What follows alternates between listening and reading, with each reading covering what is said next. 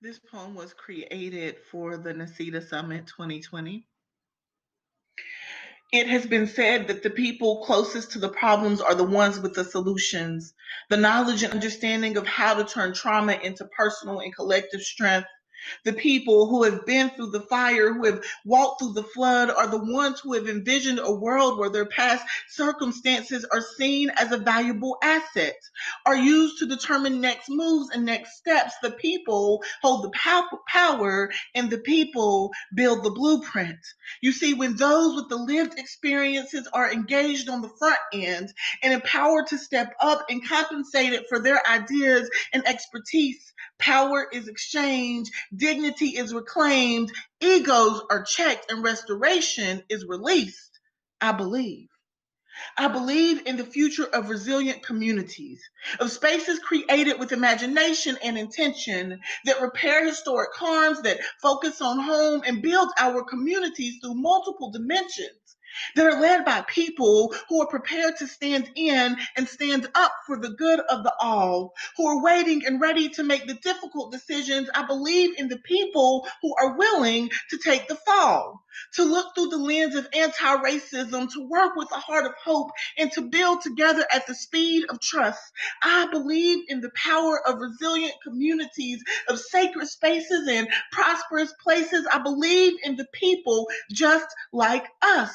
The visionaries and dreamers, the artists and organizers, the builders and planners, the leaders and strategizers. We are the essential workers with a unique understanding of the fierce urgency of now. And what we build is what we believe. We are the essential workers with the understanding and know-how to challenge the systems that halt progress and to reimagine and rebuild our spaces by any and every means. We stand up together. We create and define resilient communities. Our work and dedication makes reality out of our dreams. I believe in the people. I believe in you and me, and everyone with the audacity to visualize better, to work with consistency and intentionality for more, for collective human liberation, to center the experiences of those with lived experiences and build our spaces with vision and imagination. If it is freedom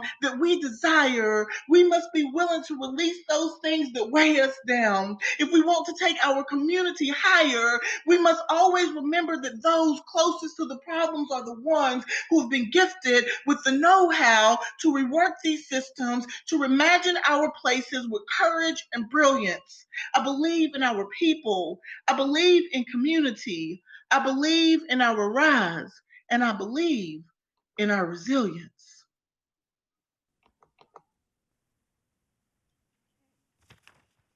Welcome to all of you.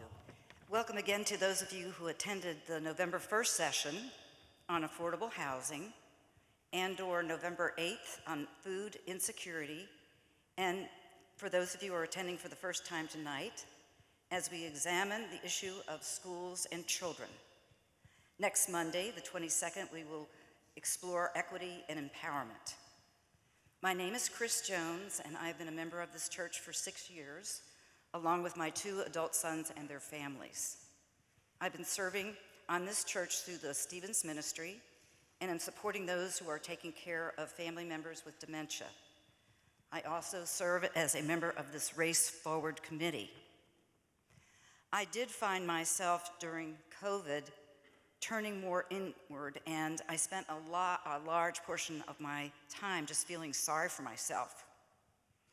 Fortunately, I had signed up for the Community Building Initiative Stakeholders Breakfast on Zoom because of my friendship with Diane English, the director of the organization. That was the first time I was introduced to Hannah, and I was so wowed by the poem that she shared with us that night about our community, what it needs, and how it impacts so many people. I mean, it really woke me up after I heard her poem. Following that poem, I found myself re-engaging with the Race Forward team led by Ron Knapp. And her poem that we heard this evening made me think of the number of very caring and dedicated teachers who encouraged and challenged me to learn when I was in school.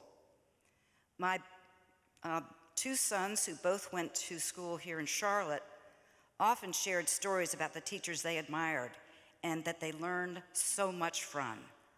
And when you think about all those teachers, believe me, they're all on the front line. So here we are this evening, and for one more Monday night, to shine a light on the areas of our community that need support, assistance, as well as those people that live within those communities. So the question is, what can I do? What can you do? Where do you feel the pull? Tap into your values, your interests and skills, and let your heart serve. And now, Dennis. Good evening. My name is Dennis Haydanick, and I've been a member here at Myers Park for about 9 years. Over those years, I've been engaged in committees and groups and events, most of them related to the missions ministry. I've heard several messages from Hannah over the last couple of years. She has consistently described what I have been watching, what I've been reading about, and what I've been living ever since we moved to the Charlotte area in 2012. In today's poem, I'm moved by the reference to those closest to the problem, resilient communities, essential workers, and visualizing better. These same thoughts ring clear when I work in, travel through, or dialogue about the neighborhoods that she has referenced in the past. When I raised my flag in December of last year to the Race Forward dialogue group, I was hoping to find people that had a similar reaction. So now, 11 months later, I stand before you and I ask you to prayerfully consider where your time, talents, and experience can move us forward to a renewed focus on children and education in our community. As Jesus said, "Let the children come to me." Thank you.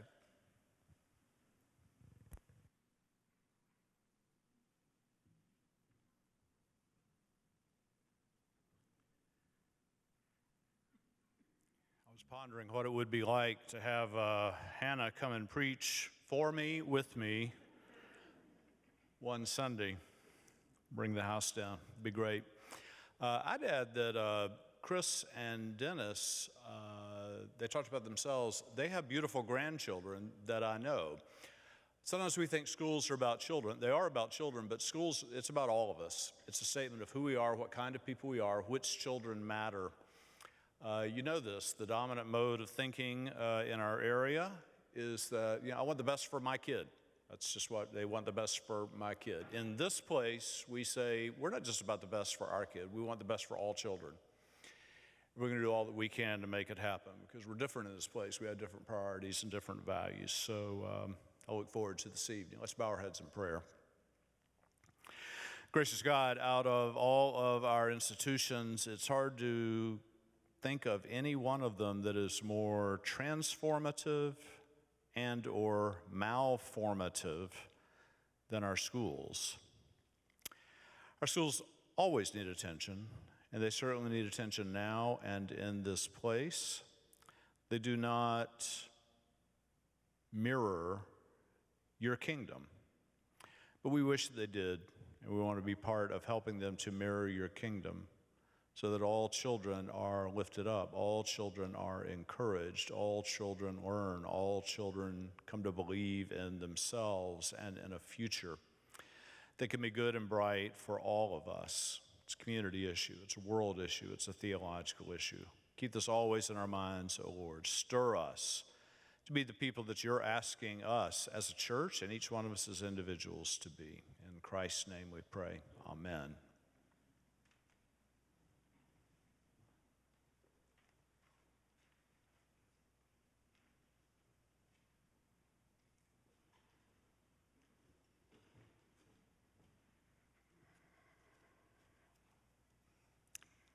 Good evening. I'm going to start this evening with reading from Proverbs 1, verses 1 through 7. Proverbs of Solomon, son of David, king of Israel. For learning about wisdom and instruction, for understanding words of insight, for gaining instruction and wise dealing, righteousness, justice, and equity, to teach shrewdness to the simple, knowledge and prudence to the young. Let the wise also hear and gain in learning, and the discerning acquire skill, to understand a proverb and a figure, the words of the wise and their riddles. The fear of the Lord is the beginning of knowledge. Fools despise wisdom and instruction. My name is Julie Wentz, and I've been a church member here for about 20 years. I was originally hired as a preschool teacher before this building was here. I've been in my position in the missions office, and just so we're all clear, I'm the messy one in the far corner with all the packs of ramen, fruit snacks, anything else that kind of comes our way. And there are no more patient and understanding people on the planet than Nathan, Britt, and Kathleen, and Jessica for allowing me to have that, as Dr. Howe refers to, a holy mess in that office. So what does that mess really do, and what does my title really mean? School Partnership Ministry Coordinator, and it's a mouthful. When the position opened up and I went to talk to Nathan and others about it, he was talking to me about it, and my wheels were turning, because see, I'm like a few others of you in the room. I am a native Charlottean. We do exist.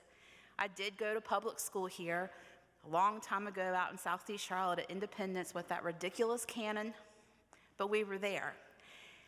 And I'd always been in some type of education or caretaking. But when this position opened up, this was for me. Native Charlottean, graduate of CMS. See, I believe in the schools, and I know what the schools can do. I know what those communities can do. And I never quite understood what Nathan meant when we were talking about it, when he said, see, Julie, like the schools is the door into the family and into the neighborhood. And I'm like, I'm gonna need to revisit this, what he's talking about, but I want the job. Well, let me tell you why I want the job. Because this ministry, it does amazing things. We have a reading program, so much more than reading. It's partnership and friendship. We have a food bag program. And during COVID, we have been in all these neighborhoods in Southside, Greer Heights, Hidden Valley.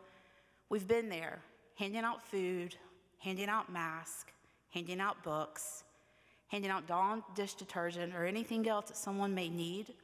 But more importantly, we're showing up and we're standing there because, as Dr. Howe said, it's what we do. We do things a little differently. And where is this coming from? I'm gonna go ahead and tell you, as dry as some of this may be, because it's coming straight out of our book of resolution and discipline, I think it's important. And I'm gonna share just a few of the principles with it as to why I feel called to do this. Some of you know I'm also a student at Duke Divinity. I'm in the MACP hybrid program. And one of the best things that has been about that, other than being on campus and trying to see Coach K, I do want to be clear about that, was telling about this ministry, talking about it. I've shared with several of you that last semester in my worship project, I had to do a finale. When Dr. Perez and I were talking about some things, he said, tell me again what you do. And I got to talking about it. And he stopped and he said, okay, wait. He said, I get it. He goes, this is important. He goes, you need to keep telling this story. He said, it's straight out of the Methodist book. He's like, and I've never seen anything like that. So I thank each and every one of you for your donations of time, talent, and treasure and my holy mess in my office, because there's things of ramen, there's packs of fruit snacks, the uniforms, the prayers, the showing up to hand things out. It's what we do because schools are important. Our community is important. We were taught to love one another and meet people where they are, and we're doing it. The social principles acknowledge that children are full human beings in their own right. Children have a right to education, and parents and governments have an obligation to provide them with access to an adequate education. Thus, we support the development of school systems and innovative methods of education designed to assist every child toward complete fulfillment as an individual person of worth. All children have the right to quality education. The United Methodist Church is committed to the achievement of a world community that is a fellowship of persons who honestly love one another. Let me read that one more time because I think that's so amazing and beautiful. The Methodist Church is committed to the achievement of a world community that is a fellowship of persons who honestly love one another. We pledge ourselves to seek the meaning of the gospel in all issues that divide people and threaten the growth of the world community. While remarkable progress has been made in the last 10 years toward achieving education for all, the right to education remains one of the most widely and systematically violated of all human rights. In 2010, 72 million children of primary school age are not enrolled in school. Gender disparities are still prevalent. Even though the number of girls out of schools has declined, there's been little progress in helping to eradicate adult illiteracy, a condition that plagues 75 million people, 2/3 being women. Millions of children are leaving school without acquired basic skills.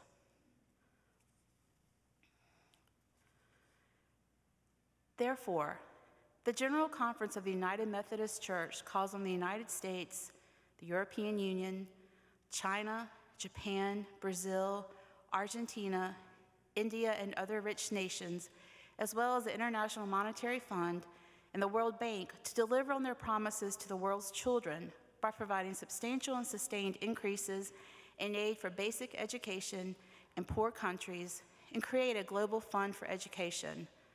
The International Monetary Fund must not press governments to cut education spending as a means to balance their budgets or to stimulate the economy. In addition, we urge United Methodists in countries around the world to advocate their governments to provide such support for their children's education.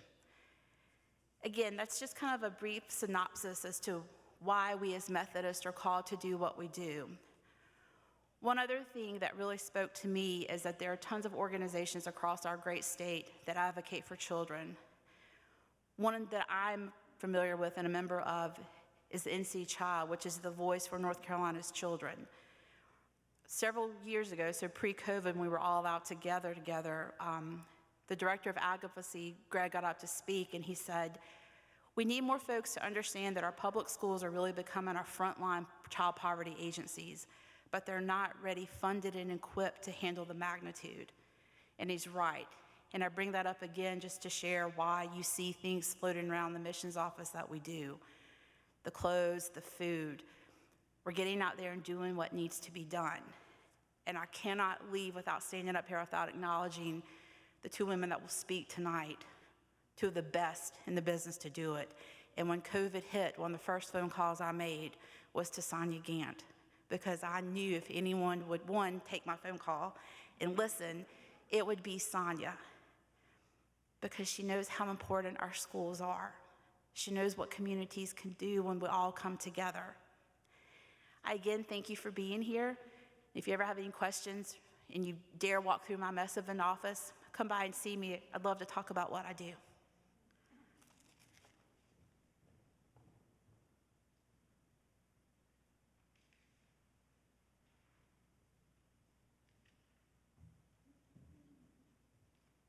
Good evening. I have the distinct pleasure of introducing our two guest speakers this evening. First, and shall I have them come up as anyone? I love introducing someone and I can point to, right? Yes. LaTarja Henry is the Chief of Staff for Charlotte-Mecklenburg Schools, which, as you may know, is the second largest school district in North Carolina, serving more than 140,000 students. I cannot begin to list the responsibilities of this role. Her calendar, you can't even imagine. She has a background in public relations and corporate communications and specializes in integrated communications. She's a native of Richmond, Virginia, holds a bachelor's degree in communications from Hampton University and a master's degree in communications from the University of North Carolina at Charlotte. She and her husband have 2 daughters, both CMS students. One is a freshman at South Meck and also a 6th grader at South Academy of International Languages. Both children are fluent in Chinese, or Mandarin, I should say. And right before the program today, I had the opportunity to talk to her about her favorite teacher. And I learned about Mr. Adams. It was her 5th grade teacher who taught all the subjects. But what was special about this teacher, and I ask you all to think about your favorite teacher, because this is where the magic happens. This teacher could make a book walk and talk. So the specific book that she referenced was The Lion, the Witch, and the Wardrobe, and how this teacher, Mr. Adams, in 5th grade, just made it come to life, so much so that when it turned into an actual movie, she didn't want to see it because it wasn't the way that Mr. Adams made it come to life. So great pleasure to welcome you. Thank you for being here.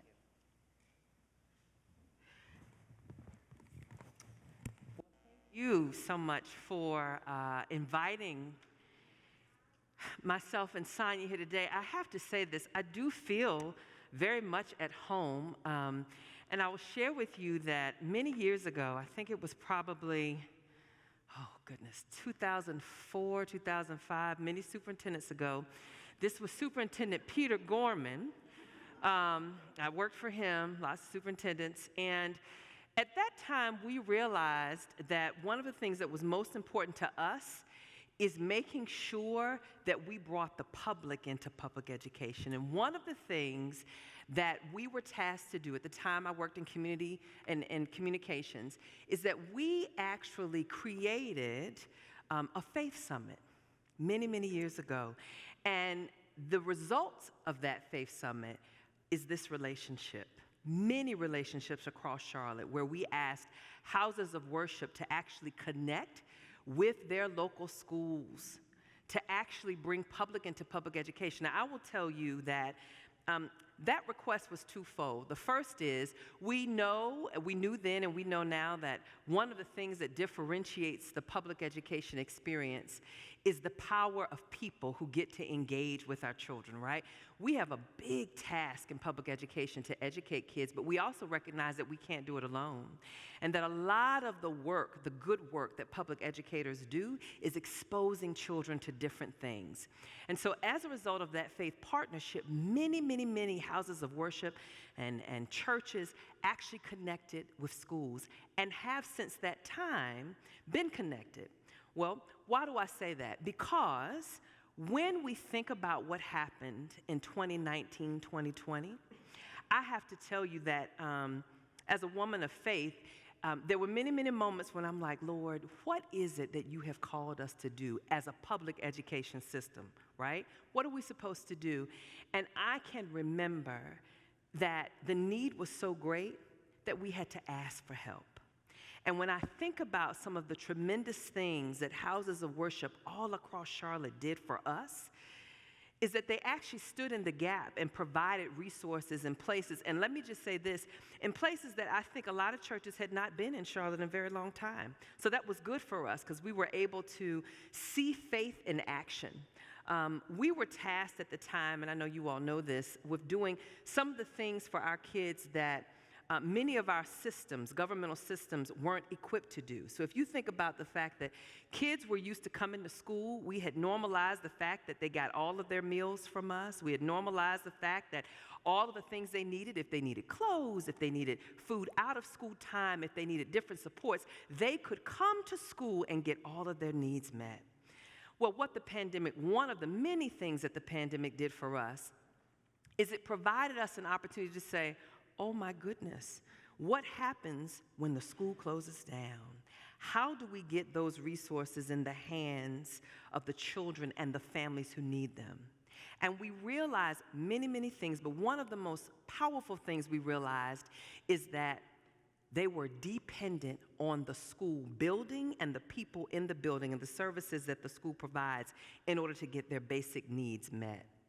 And so I do think that that is actually where I want to pick up the conversation this evening with you all in terms of what it means to be in public education, what it means to be an essential worker, what it means to educate children in the 21st century in the midst of a pandemic, but forward thinking about what it looks like once we're through all of this. So if you don't mind, I would love to just pick up with the spring of last year.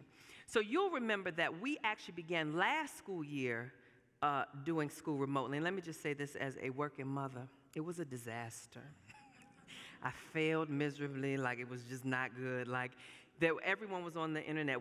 We were very privileged to have the internet, but like you put 2 people in school, a husband working from home, and me working from home on one system, and everybody's talking at the different levels, you would hear, quiet down there, I'm on a meeting. It was a lot to handle. I don't know that it went well. I do know it didn't go well at all, but we made it through. We made it through.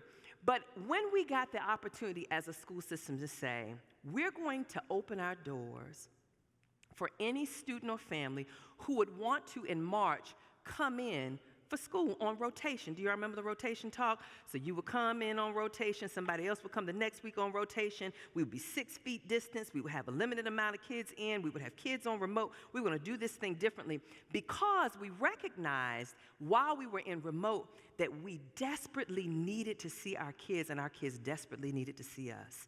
Why? Because what we realized is that there were so many basic needs not being met in addition to the social and emotional trauma that a lot of our kids actually live in every day. And so the team knew that what we wanted and needed was for kids to be in school. So, of course, I signed my kids up first. I was like, how many kids do you need? Like, they can do every rotation if that's what we need. But anyway, that we started in March. We did have a nice number of kids and families who decided to take a chance and come in, and it was good. We realized in March, April, and May that we could do it. It was going to be hard, but we had mastered masking. We had mastered taking the attestation online, showing the green check mark, like we had handled it all. And when we concluded school, we knew that we wanted to open this school year, the 2021-2022 school year, with all of our kids back. And of course, remember, at that point, there was not a vaccine, but we had declared that we wanted to have our children back for the school year. So we ended the school year with remote graduations. I don't know if you remember seeing those pictures. We did these cool drive-bys where you would party, have a little party line as you go through and get your diploma. We had some online services or ceremonies so that anyone everywhere could come to your graduation. We actually opened up CMS, Camp CMS, because we thought that the summer would be a great time for us to actually get some unfinished learning completed. And we began planning for our back to normal as possible school year in August. So that meant that we were going to have to deal with the unknown. And what do I mean by that? We knew that kids were going to be back. We also knew that many of the adults that were used to doing school the way they had done it for years would have some concern. We'd heard that there was tremendous amount of fear from some of our staff members. We had many people decide to retire at the beginning of the school year and have been retiring ever since. But we started knowing that we desperately needed for our schools to be in session for all students. So that's what we did. And so the superintendent and the whole staff actually braced themselves to do what we were looking forward to do, and that was to kick off our first day of school as normal as possible. So when it's the first day of school, it is like Christmas. It's like Christmas Eve, the night before. Everyone's excited. You know exactly what time you're going to go visit, which schools. You're going to go to the bus lot at 5 in the morning. You're going to talk to bus drivers and custodians. Like, it's a whole thing. And we were excited about it because we didn't get to do it the year before. Well, the superintendent has his first stop at a high school. That high school is North Mecklenburg High. It starts at 7:15. He gets there at 6:45 a.m. He's excited. He's suited up. He's greeting kids. And before he leaves, at about 10 minutes after 7, before the bell rings, a fight breaks out right in front of him. Just a lot of aggression, lots of pent-up aggression. They just start fighting. Now, this fight was just an old school, high school fight. Now, I know you all have seen high school fights with no weapons. Like, I know that that has been something that we're familiar with. And what we didn't realize and appreciate on that day, August 25th of 2021, is that that would actually be symbolic of what the year would be. And so on that day with that fight would usher in what we would begin to see show up as trauma in many of our students, in our staff, and in our community. So one of the things that we get to do as a public school system is we get to open our doors wide to community, very much like church, right? Come one, come all, we take you however you come, and we love on you, and we fill you full of things that you need to be successful. That is exactly what our mission is. And so when we started the school year, we also started with labor shortages, right? The thing everybody else was dealing with. So we were 90 bus drivers short, 200 cafeteria workers short. Now that's important. 200 cafeteria workers short. I think in terms of our teacher vacancies, we had 135 teacher vacancies over our 180 schools. And that was important to know because we anticipated that we would be short, but didn't really fully appreciate what that level of labor shortage would do on the actual operation. So that was a thing. So as we began to adjust in the school year to accommodate what it would mean if we didn't have 90 drivers, a good example would be my girls are in a magnet school. Typically, we know that they have to get up early. Their normal time pre-COVID would be in middle school, 6:15 on the bus. I mean, it's early, but it's doable, right? Or 6:45. This year, both girls had 5:30 a.m. bus times, which we couldn't do. But that was a sacrifice we had to make because we didn't have enough bus drivers. As we progressed through August and September and people found their normal, we began to see an escalation in the suicide assessments that we were doing. So the year prior, while we were in COVID, the team did about 1,038 suicide assessments. So this is how staff will actually be engaged in walking students through the ideation of taking their own lives, right? To date. So to date, we're in October. We've done so far this year right over 800.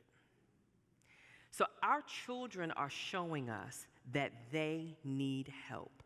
And we anticipated that they would need help, but we underestimated the kind and how much, the magnitude of all of the help that we would need. Now, I share this with you not as an excuse, but to really paint a picture of the current state of affairs of what we're actually dealing with. So we were able to get kids in school, so they're able to get access to resources, food, they're able to engage socially. They're able to articulate their needs to adults, and we're able to give wraparound services. And we also know that they're desperately in need of connection and relationship. Because for many of our kids, though they were at home, they still didn't have that social piece, the piece that comes with schooling when you're engaging with your classmates, when you're talking, when you're solving things together. And quite honestly, they spend a lot of time on social media. That thing that just has taken over the world. The time on social media has shown up because they had a whole 18 months to create beef between one another, right? Little things. Because again, these skills we weren't able to hone for a whole year. We weren't able to identify and troubleshoot and work on providing conflict resolution skills. So all of that festered, and it showed up and is showing up every day in our schools. Now, this is an excuse. We are built for it, and as a woman of faith, I recognize that this puts us in a unique position to really ask the hard question around how do we build back better, right? So at the end of the day, when we were able to look at how we were providing our service model of education pre-COVID, it was everybody they come into the building, they come into a class, you get rows of chairs, and you get someone at the front of the room talking. Well, COVID actually threw us for a loop, and teachers had to dig deep and actually do online school. And let me just say, That was a big deal. It didn't all go well, but we learned a lot because for the first time, we were forced to, as a public education system, contemplate and do something different. We had to. We had to teach from our homes, and they had to learn from their homes. And I think there's some, what we call COVID keepers from that. What we recognize is that there were many students who were able to figure out how to juggle actually doing online school and working. So they could contribute to their family by logging in the morning and then actually turning the work in later, missing class at the end of the afternoon. I mean, that's just a small thing. But they were able to actually work, which is a good thing. We also know that there are many, many students who thrive in the online environment. Like there were kids who this was their sweet spot, actually being on their own pace with their teacher, working from home. So we recognize that there is absolutely a market for that with some of our kids. We recognize that there are teachers who do better online, and we recognize that there's some teachers that should never teach online. And that's a good thing too, right? We recognize all of this is learning. And this is important because for the first time, we're able to think about education differently because we were forced to do it through COVID. Not only are we looking at education differently, we are really looking at the systems and the structures that were actually highlighted through COVID. So the gaps between the services that our children, some of our families are dependent on, the fact that they actually didn't have access to them when we were home working remotely. We're able to ask those hard questions about why is it that if you're in a food insecure area, there is actually no way for you to get food delivered to you unless, of course, the school system staffs the bus drivers to actually go into the neighborhoods to do it. We were forced to contemplate what does Wi-Fi really mean as a tool and how it really is a lever for access. And many of the areas in Charlotte were not even wired for access to the internet. So, and Sonja will speak about this later, we were able to work together with the foundation and actually raise money to buy hotspots, which allowed our students to be able to log on. But we were able to solve that, and we were able to actually illuminate the fact that that was a gap.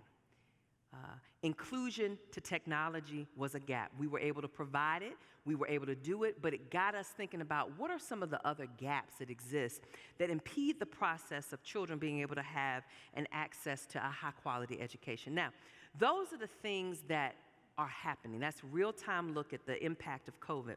But I say all that to say that even in all of that, our role is still to meet every child where they are, and the goal is to have them learn more and do better. And that's big work. And you have to do all of that and meet their social and emotional needs, and meet their physical needs, and do all of the things that will have them be whole so that they can access the education that they need to access. That's the challenge that we have, and that's the challenge that is hard day to day, but it's the one that we're up for because it is going to force us to do something different. It forces us to have different conversations like the ones that we're going to have later on at the table talk tonight about how do we encourage people to lean in to conversations that perhaps they've never had to be leaned into before.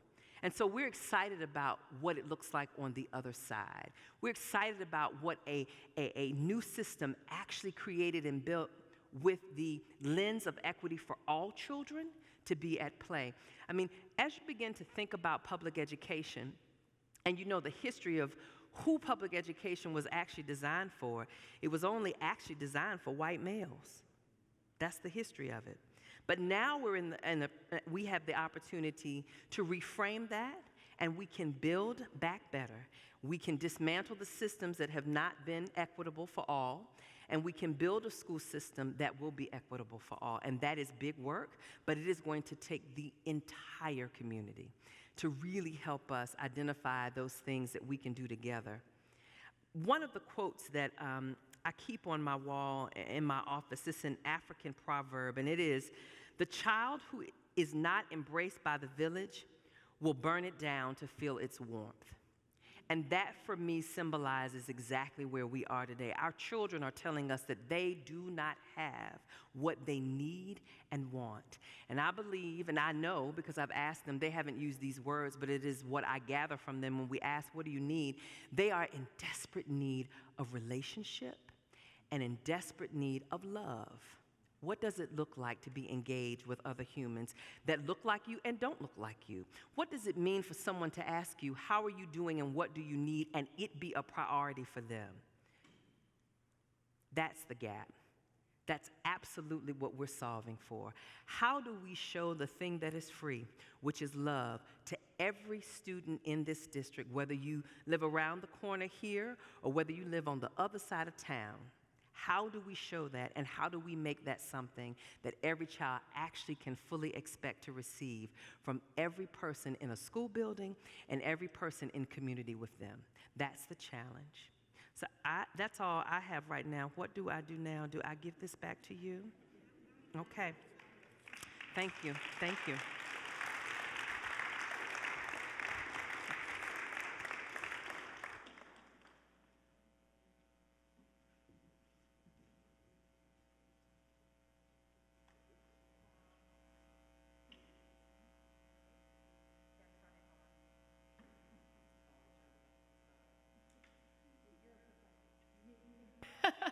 No, I'm not.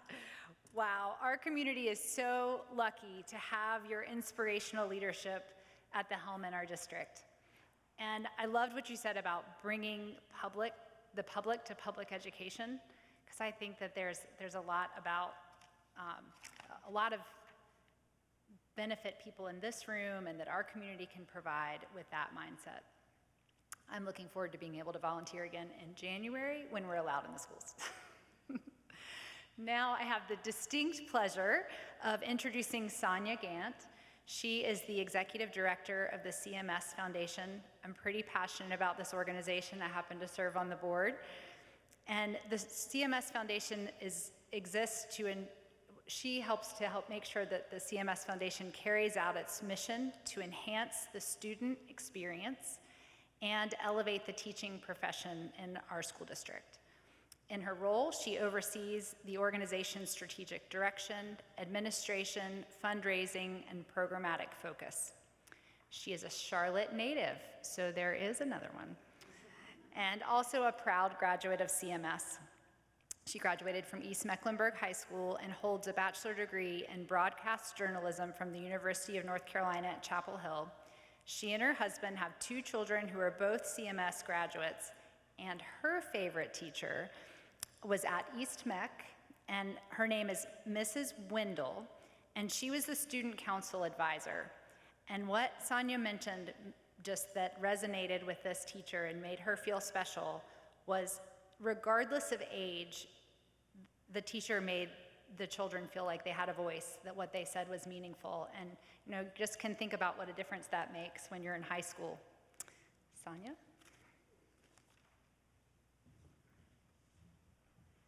Good evening, everyone. Are you all asleep yet? Good evening. I'm excited to be here and delighted really every day to have the opportunity to work with leaders in our school district like LaTarja. I, as many of you know, spent a lot of years in communications and had a chance to share the stories in this community. And when people ask me whether I miss news, I always tell them no. Now I have really the honor of sharing the story of what's happening in CMS and connecting people who want to support our school district. The school district's foundation is all about looking for district initiatives. I like to think of our organization really as a bridge. We are the nonprofit partner of Charlotte-Mecklenburg Schools, and we work directly with them. We had a board chair who for a long time said we need to be working in alignment in this community.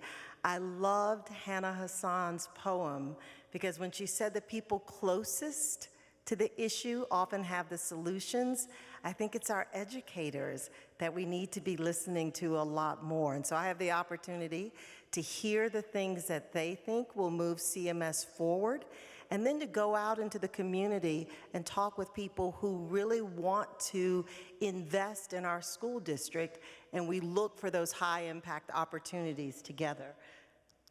Ooh, I just passed the first test. I could get it to move forward. So as I shared with you, we are the nonprofit partner, and in that role, we are really looking at stewarding private dollars within the school district. I think there's a sweet spot for a foundation. Sometimes we can help to start something new, or we can talk with district leaders about something that's really working well that they need help expanding. Oftentimes, people will say to me, I see the CMS budget.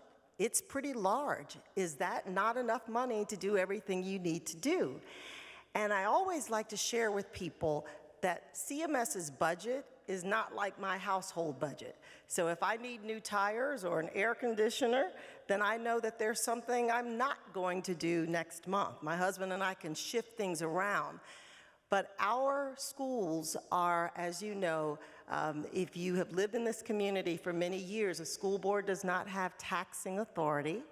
They are funded through federal dollars, state dollars, and of course the county, our county partners give a great deal of money, but all of that money is really restricted for certain purposes or certain populations. And so when I share that with folks, I always like to say, we might have a lot of money over here in the furniture budget, but it's not available for us to use for a new program. So there is a place for private investment, and it's really exciting for me to be able to be a part of really finding those fundraising priorities that we can connect the community to. So I want you to take a look. I won't go through every bullet. The first one is our work. We work with school leaders daily. I'm housed within the district offices right around the corner from the superintendent and LaTarja, and we talk about where are those high impact opportunities where we can really make a difference in our school district. One of the other things we do, we fund teacher-led projects. We believe that our teachers should not have dreams or an idea for their classroom that is limited by resources. So each semester we give out about $40,000. We fund up to $5,000 per project, and sometimes there are teams of teachers who decide to work. I'll give you one example. At Philip O'Berry, the science department decided they really wanted to do a deep look at the brain one year. But the models that they needed were not funded, and so they applied and together explained how as a team they wanted to be able to do this work. We also manage restricted and donor-directed funds. And I think one of the funds I'll share with you is the Joe Barrisford Field Trip Fund. These were two siblings who, when their father passed, said one of the legacies they remember about their dad is how he believed in investing in others. And they came to us, they said, our dad, whenever we would have a field trip, would always double what he sent in. And of course, initially when they were young, they didn't understand it, but it was their dad's way of paying for a child who might not have been able to pay themselves. So they have a fund where they support, 5 schools and students who might need that type of support. So that's an example of one of 10 funds that we manage and work with school leaders to distribute. I want to tell you now just about some of our fundraising priorities, because while we do the work of managing restricted funds, we actively fundraise for those high impact opportunities that I shared. And one of them, since we're talking about COVID and we're still dealing with the pandemic, I want you to know that as soon as school doors closed on March 2020, school leaders knew right away that connectivity was going to be a problem for people and families who were being asked to have their children learn at home but didn't have internet access. One of the things that I don't know that we fully appreciate, but I certainly did after watching national news stories, is that CMS had been investing over the years to make sure we were a one-to-one district, so that every student in school had a computer that they worked on. There was no more sharing. They had computers. So they had half the issue solved. And when school doors closed for 3rd through 12th graders, they could send them home with a device. But very quickly, they realized, wow, the device isn't going to be as useful at keeping a student connected to their teachers and their peers if they don't have internet access. So our COVID Relief Fund was primarily about keeping teachers and students connected. We worked on that in the spring of March 2020, thought we were done, and then of course over the summer we realized that remote learning was going to continue to be part of the puzzle. After it was all over, I'm proud to say that this community really answered the call. We were able to leverage dollars that CMS put aside when we started the fall of 2020.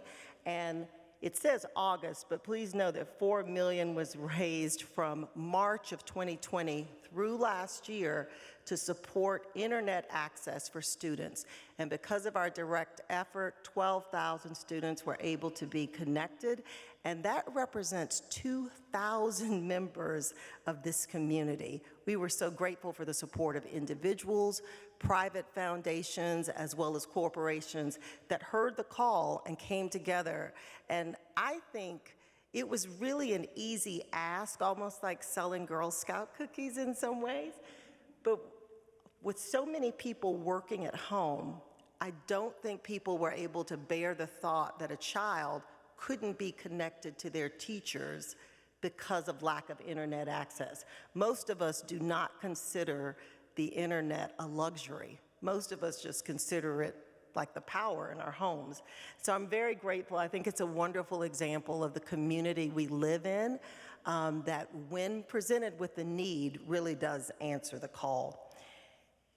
Another one of our fundraising focuses, and you heard LaTarja talk about our teachers and the resignations, but educators will tell you that prior to COVID, they also have been worried about the pipeline of teachers.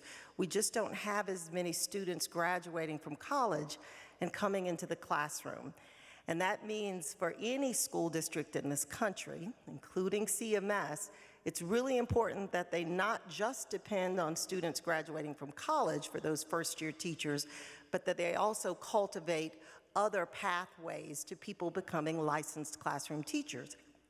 And so the CMS Teaching Residency has been a priority of the CMS Foundation for the last 3 years. And the program goals, obviously we want to increase the number of effective teachers in the school district.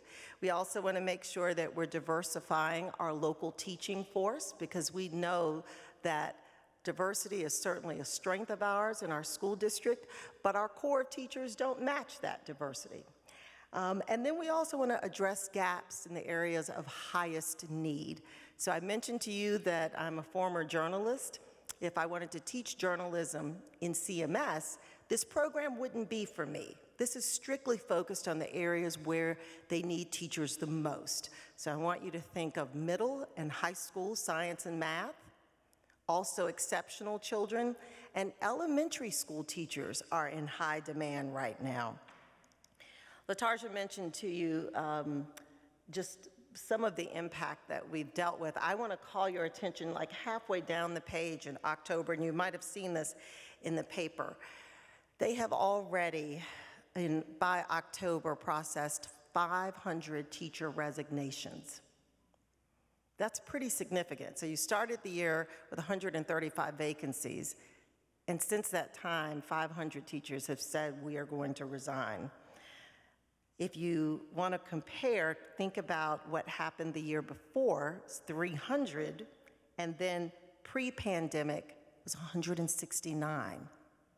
So I think you can see the problem is pretty significant, and it's extremely important that the district cultivate different pathways. So the CMS Teaching Residency is in its fourth year. Fourth cohort is made up of 125 teachers. 400 teachers have been hired by CMS and brought to the school district in the time that the program has existed. And I wanted to share with you all, I wanted to give you a chance to hear from some of the first cohort. I was doing really well. There's always a little technical problem. Craig, oops, let's see. There we go. Okay, and Craig, I'm gonna let you start it because I'm scared I might go past it.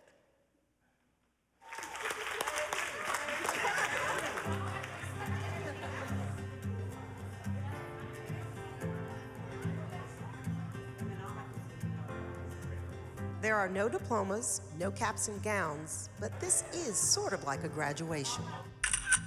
A class picture of 37 Charlotte-Mecklenburg schools teachers who just finished their first year in the classroom.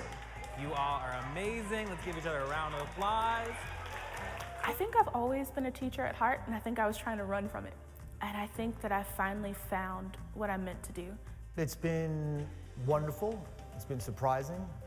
It's been intense. It's been full of a lot of pressure, but it's also been extremely rewarding. Initially, they all had this, that science is hard. Science is for the smart people. I said, who told you that? Anybody can learn, and you have to just have an interest. 3 members of the first class of the CMS Teaching Residency, a pathway to the classroom for those who want to bring their passion for children and the skills they learned in other professions into schools. As we're going through our session today, we're going to answer those questions. But before they can get there, they have to pass state tests, spend weeks shadowing veteran educators during summer school, and learn as much as they can about working with students. So they give you certain scenarios, they give you techniques, they give you certain strategies to use. And if that one doesn't work, they give you another strategy to use, because every classroom is going to be different. When I say go, you're going to close your books. Support continues throughout their first year in school with group meetings and coaching sessions. The goal of CMS Teaching Residency is to support a new pipeline of educators. That's critical for Charlotte-Mecklenburg schools. The number of college graduates choosing teaching as a profession is dwindling. Since 2010, undergraduate enrollment in education programs is down 43% in the UNC system. I just want you to see the bigger impact in that we're going to be able to grow more teachers and produce more teachers for classrooms in need because of the quality work that you all have done. 4 teachers in this group earned the state designation of highly qualified because of their work in their first year in the classroom. So super proud, Ms. Poonam. Poonam had the highest score in the class. She enjoys sharing her love of science with 5th graders, but it is certainly not easier than her former profession. I mean, taking all those learning needs and then breaking it down and then seeing, oh, they didn't understand this after all that you did. And if I was a biomedical engineer, I wouldn't have to work as hard as I am right now. But she doesn't mind, and neither do the others when they see the difference they are making in schools.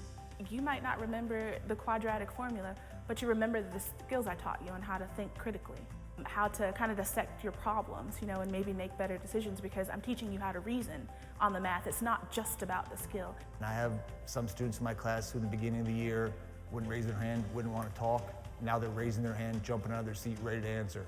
They might not always get the answer correct, but they're willing to participate, and you see them growing and becoming better students and better people on top of that. And to me, that's amazing.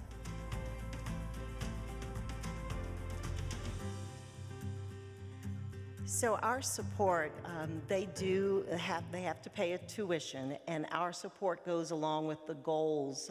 So those who are middle school and high school math and science teachers, we pay some of their tuition.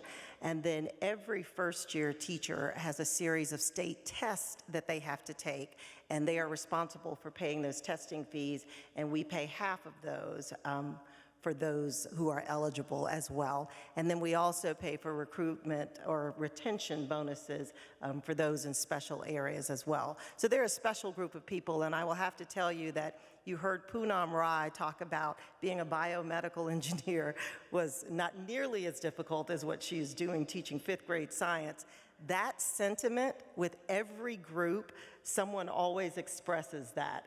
And a couple of weeks ago, we visited with the 4th cohort, and there was a former lawyer in there who said that, I cannot believe how hard I am working every day. But she said, it's the best work I've done. She said, I've always loved children, always wanted to engage, not sure why I went to law school, but I did, and I did that for a while, and I'm really, just like many other people, reassessed life during the pandemic and decided she wanted to make a go at it. So it's been wonderful to be part of that program and to watch it grow as well. And then the final thing I would show you is just I want you to know our board of directors are made up of community members.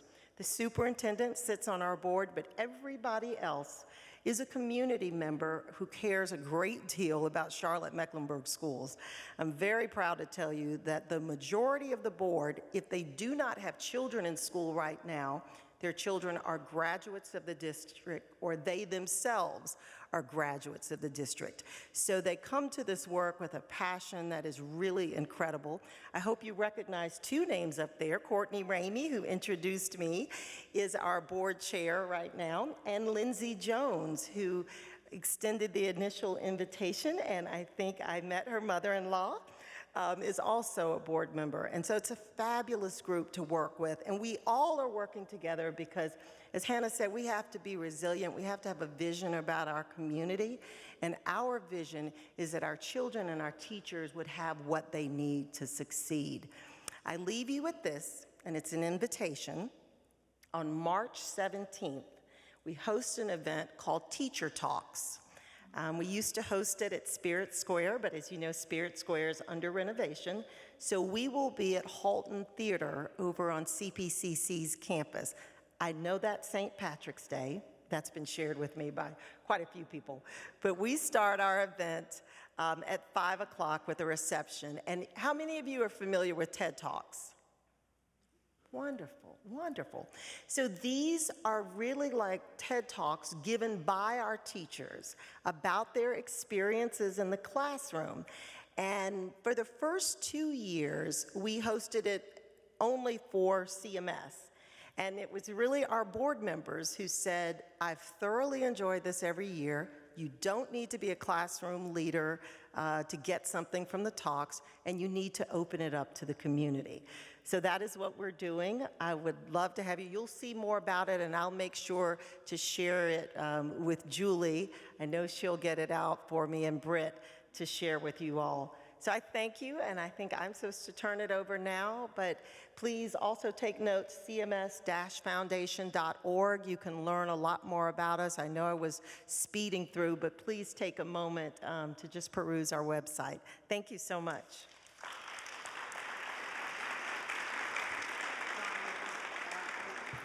Before we begin our table discussions, I think you probably have some questions for both of them.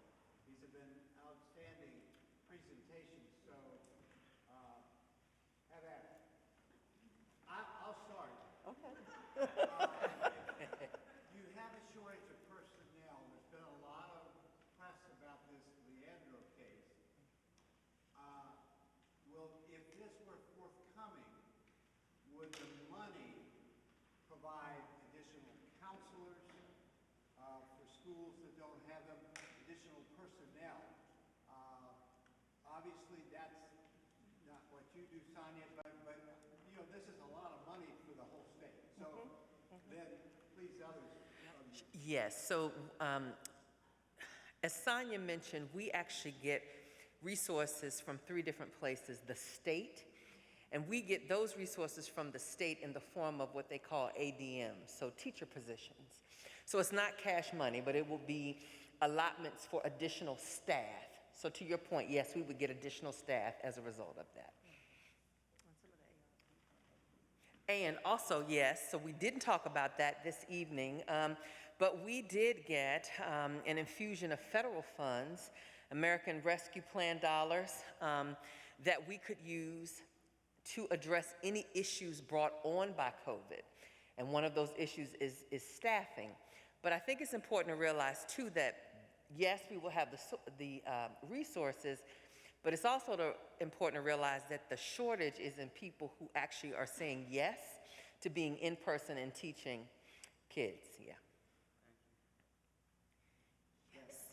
So the residency is like lateral entry used to be called, yes. Or it's in addition to lateral entry and it's for the special needs areas especially? Perfect. It's a little different from lateral entry. The state got rid of lateral entry. For all of you who don't know, if I'd wanted to teach journalism, a principal could hire me, and then I could begin teaching while working toward my license. The state of North Carolina got rid of lateral entry and said, if you don't have an education background and you want to become a licensed teacher, you have to be part of a residency program. They felt that And I think we can all appreciate this, that you may have the passion, you may have the knowledge, but you need a little more support when it comes to classroom management, understanding pedagogy. And so these residency programs are popping up across the country, but you're exactly right. It used to be what was lateral entry. And for CMS, and this wasn't the case in every part of the state, but for CMS, they actually had a lot of success with their lateral entry teachers in terms of being committed to the community. Their retention was just as good as those who came out and had graduated with education majors. And so that's why they wanted to have a residency program. They didn't want to see lateral entry go away because it really had brought some great teachers to the classroom. Yep. Other questions? I will say one thing. I'm sorry. Yes. Has the teacher attrition been people leaving the field, leaving teaching, and going out of state, or are they going out of state? Like, are we competitive as a state in compensating our teachers? No. So the teachers have been leaving the teaching profession, and they're able to teach at higher and receive a higher level salary in other states. So we are not we're not as competitive as other places. Yeah. One more question? Yes. Well, is that only because of the state budget, basically, and is there advocacy work that needs to happen at that state level? Yes. So yes, there is always room for advocacy work at the state level because Charlotte is different in that we don't have taxing authority. So if you look at other states, they have the ability, I call it, to make their own money, right? So that they can leverage taxing so that they can provide more competitive salaries. We don't. So we absolutely would need more advocacy work at the state level to look at really having our state portion of the salaries be more. You will hear people talk about the local supplement. So as Sonja mentioned, our county partners, so the Mecklenburg County Board of County Commissioners actually pays for a portion of teacher salaries, and they call that the local supplement. The local supplement is a big amount of the overall strategy, overall salary, but again, it doesn't put us over the top in terms of being able to compete with Georgia's and other places, Virginia. Yes. Pathetic. Thank you very much. Thank you.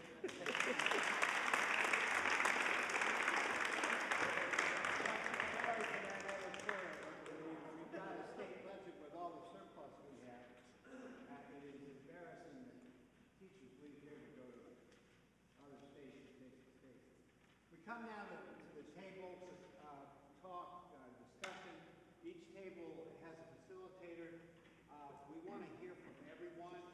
And as Chris and Dennis said at the beginning, we are looking for ways for our church to have a greater impact in this community on some of these various areas. And tonight, of course, we're talking about education and what we can do in that area. There's some questions that are listed. That's simply a point of departure. So for the next 20 minutes, let's have a good discussion and ask each facilitator to write the key points that come from your discussion. So thank you and proceed.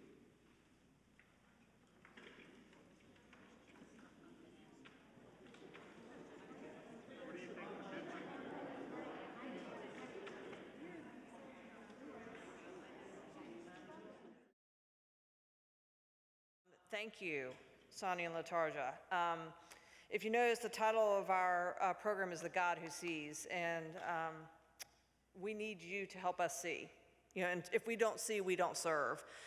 So thank you for, in 25 minutes, just giving us a real deep, in-depth look at what the challenges are for our school system. So, If this really touched you, if you want to be a part of this, we are, and we talked about this at our table, we need to continue these conversations. We want to invite you to join a team. Again, affordable housing, food insecurity, schools and children education, and we'll have equity empowerment next week. We invite you to leave us a card, and we're going in the first of the year start gathering like-minded individuals together. We're going to talk, we're going to chew on some issues, we'll have some speakers come in, and then we'll figure out where and how we're going to serve and make an impact in the city. So we hope you'll join us. I'm going to let Julie say a quick prayer to pray us out, as they say.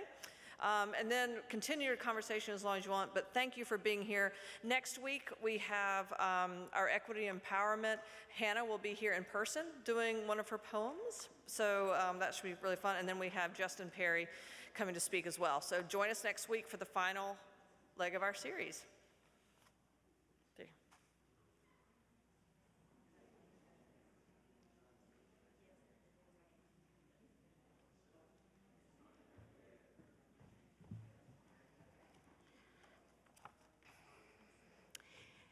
Thank you guys again for coming and spending your Monday evening with us. And please come next week. As Brett said, we're going to be talking about putting together some teams.